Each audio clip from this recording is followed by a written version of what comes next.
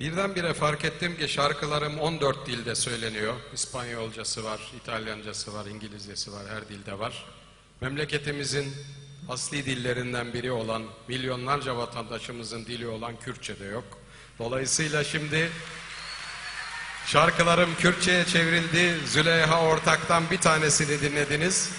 İleride hepsini dinleyeceksiniz. Çok teşekkürler Züleyha. Çok teşekkür ediyorum.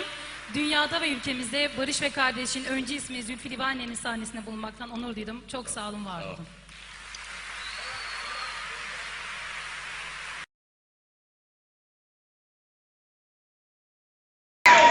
Her bir seferinde çıkar bir parti, AKP'dir, CHP'dir, kimdir, hepsi faşist ruhlu, hepsi.